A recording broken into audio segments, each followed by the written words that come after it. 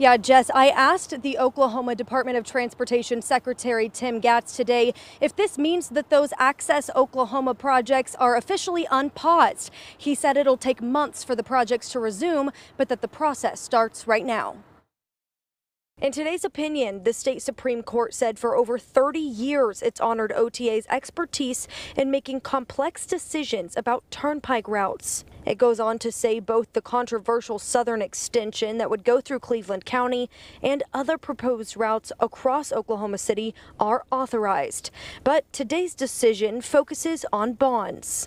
The validation is really about the financing and the opinion of the financing for routes that are defined in statute.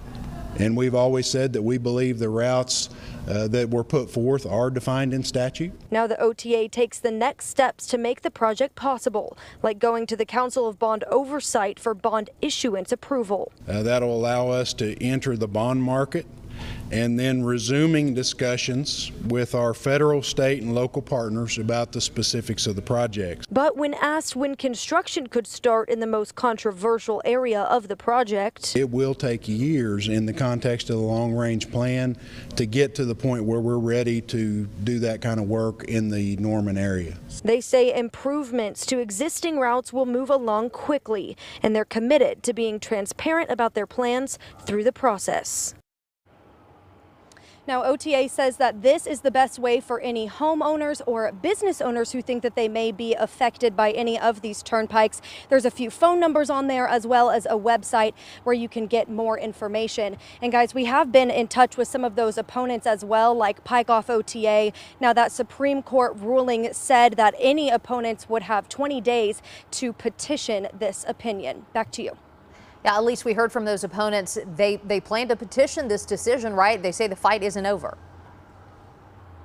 Yeah, they say that although they just found out that they do plan to petition eventually and that they have hope in this process moving forward.